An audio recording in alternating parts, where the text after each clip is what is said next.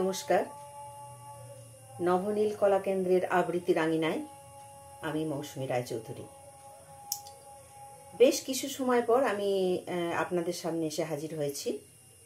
একটু ব্যক্তিগত অসুবিধার কারণে আমি আপনাদের সামনে হাজির হতে পারিনি।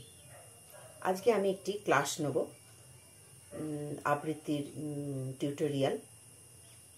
এটা হচ্ছে 7ম ক্লাস।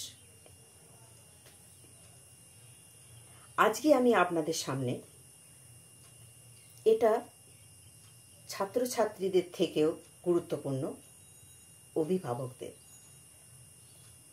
আমি আপনাদের সামনে যেটা নিয়ে আলোচনা করব সেটা হচ্ছে, বলতে পারি আজকের বিষয়বস্তু সিদ্ধান্ত। আমরা অভিভাবক অভিভাবিকারা পড়াশোনার পাশাপাশি আর কি কি বিষয়ে বাচ্চাদেরকে শেখাবো, সেই সিদ্ধান্ত নেওয়ার মধ্যে আমাদের একটি বিভ্রান্তির সৃষ্টি হয়। এবং কেনই বা সেটা কেন করব এ নিয়ে অনেক আলোচনা আমি এর আগে করেছি, কিন্তু যে দিকটি আমার বলা হয়নি সেটি নিয়ে আজকে আমি আপনাদের সামনে বলব। আমি কি শেখাবো এবং শেখালে কি হবে। ধরুন, আমি সিদ্ধান্ত নিলাম যে আমি একটি দোতলা বাড়ি বানাবো,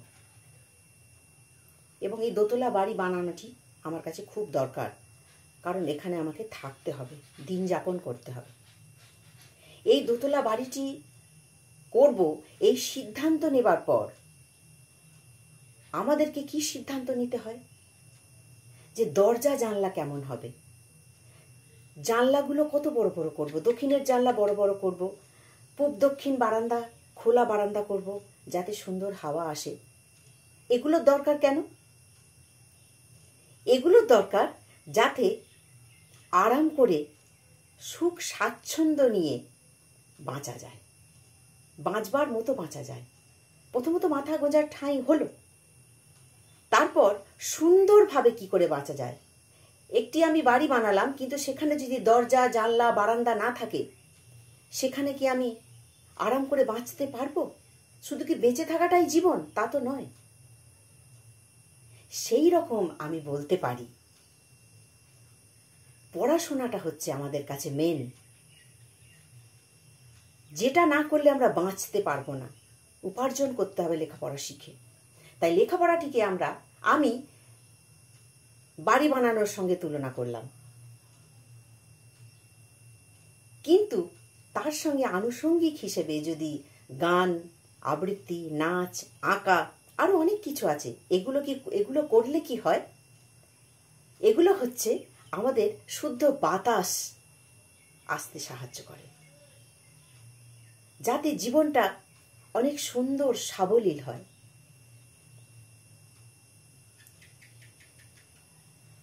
বাড়ি বানালাম, অথচ দরজা জানলা নেই, আলো বাতাস প্রবেশ করতে পারছে না, তাহলে সেটা কি বাড়ি? এই নাচ, গান, আঁকা, আবৃত্তি, লেখা, এর মধ্যে দিয়ে একটি শিশু ছোট থেকে তার মধ্যে সততা, দায়িত্ববোধ, ভালোবাসা, ত্যাগ স্বীকার, সবাইকে নিয়ে একসঙ্গে থাকা, এগুলো জন্মায়। তার মধ্যে একটা মমত্ব বোধ তৈরি হয়, নিষ্ঠুর হৃদয় তৈরি হয় না, যেটা ভবিষ্যতে অভিভাবক অভিভাবিকাদের জন্য খুব দরকার।